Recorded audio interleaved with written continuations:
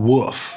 Come on in, it's me, the Barista, from popular video game franchise Rhythm Heaven. You look nervous. Perhaps you thought I would sound like a dog, but this is my canonical voice and you will respect it. Did you know that, alongside my knack for rhythm and coffee brewing that I enjoy animating, I created that entire sequence you saw earlier, and lucky for you, I'm feeling charitable, so allow me to show you my process and how I made it with my own two paws. See, that was a joke, for I am a dog, woof woof, bark, and such.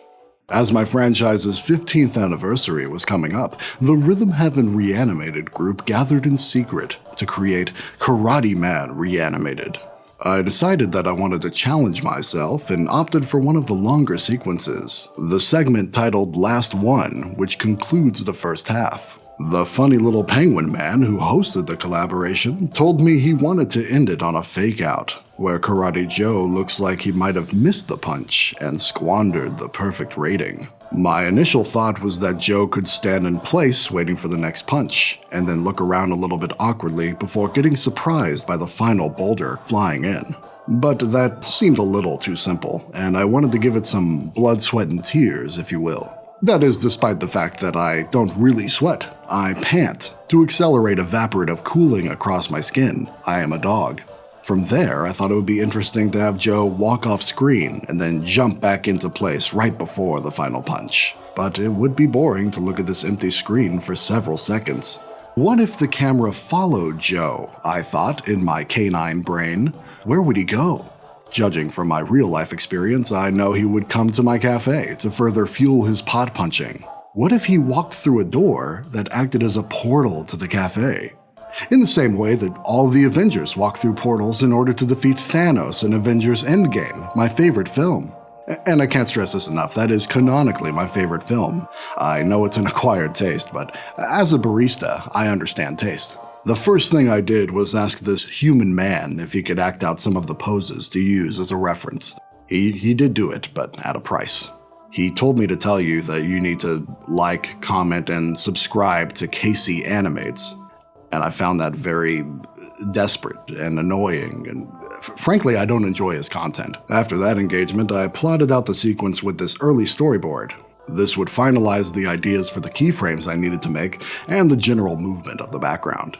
After an arduous process, I eventually nailed down all the keyframes on Joe, making sure he looked very smug as he waltzed on over to the counter. All of his different body parts and facial features are separated in their own layers. Usually I do this sort of thing for a few reasons, one of which is that it's hard to hold a stylus as a dog, so I like to take shortcuts and reuse my drawings. But it also helps if you plan on having smooth motion across a lot of different frames. It pays off afterwards because you get to select all the frames you did and have the computer tween everything as a starting point for doing all of your in-betweens. That being said, as a business owner, I can tell you that not everything is as easy as it might seem at first. I mean, I thought having my goat at the cafe would attract more business, but now customers have so much fun petting them that they forget to order anything. Likewise, when you end up making your program tween everything together automatically without a second thought, you end up with something like this. This is something you would see in the woods at night as it surrounds your homestead. But eventually, after you take some time with it, adjusting your symbols and drawing some new ones, you'll find yourself pleased with the final product. Here's Joe's complete movement. I wanted to make sure he looked good since he was the driving force behind the whole thing. Seeing him alongside the previous versions of Joe really sugars my coffee. After that came illustrating the cafe, and it was easy to get reference shots because I happened to know the owner. In order to give some depth to my business, I separated everything into layers and moved them at different speeds to give the camera movement a nice parallax effect. Showing everything off screen gives a better idea of how it's done. You can see here stuff like the countertop stretched out to a ludicrous degree, but by the time it gets on screen, it looks a little more natural. I'm sure this would have been a bit more practical to do in an actual 3D environment, but you just can't teach an old dog new programs. I'm 51 years old. Not in dog years, like actually 51.